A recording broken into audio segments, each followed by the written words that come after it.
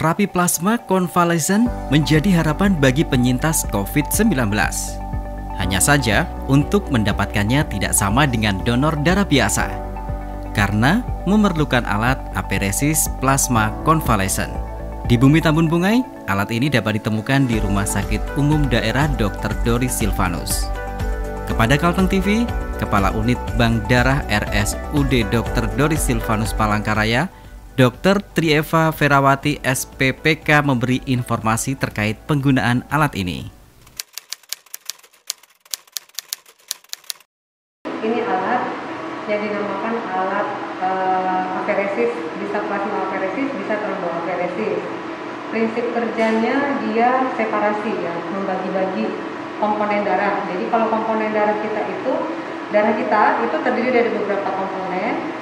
Ada sel darah merah atau eritrosit, ada sel darah putih atau leukosit, ada trombosit, dan ada cairan yang melengkapi sel darah tadi atau yang familiar disebut dengan plasma.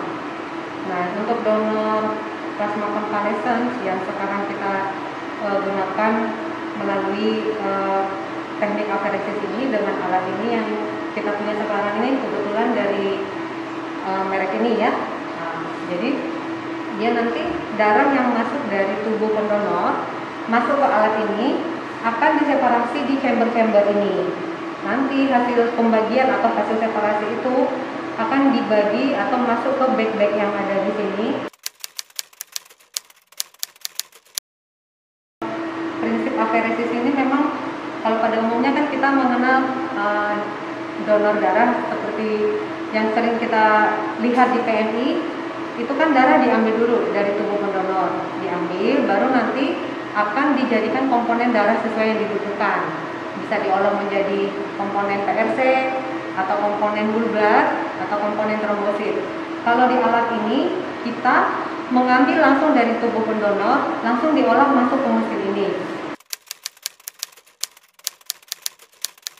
Sangat signifikan dengan donor darah biasa. Dan yang paling menentukan itu perbedaannya ada di letak screeningnya. Kalau dia donor darah biasa, screening akan dilakukan setelah darah diambil. Nah, kemudian kalau untuk donor menggunakan alat aferesis ini, maka screening dilakukan di awal dengan beberapa tahap. Yang pasti sesuai dengan tujuan kita menggunakan alat ini untuk terapi pasien-pasien COVID dengan plasma konvalesen, maka screening yang pertama itu persyaratannya harus terpenuhi, yaitu dari pendonor yang pernah positif COVID. Teknik pengambilan darah pada dasarnya sama dengan donor darah biasa.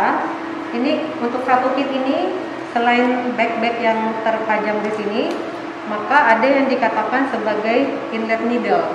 Ini nanti jarum yang akan ditusukkan, kita atap ya ke pendonor melalui darah vena perifer, biasanya di lengan ya, di vena cubiti ini.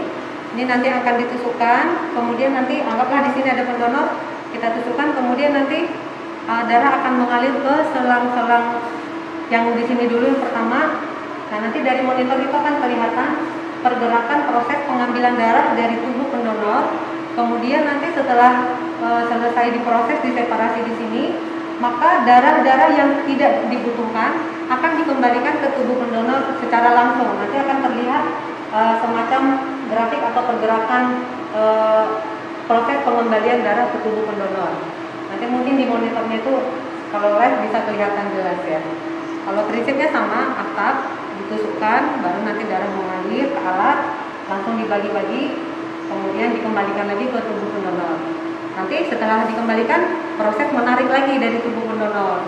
Nanti ditarik, dipisah-pisahkan lagi, diseparasi. Nah, itu nanti tahapnya akan berulang sampai ketemu volume yang sudah kita settingkan, yang kita butuhkan berapa. Bagi atau masuk ke bag-bag yang ada di sini, ini nanti akan menampung sel darah merah. Yang bag ini akan menampung plasma yang kita butuhkan ya untuk donor plasma konvalesen sini.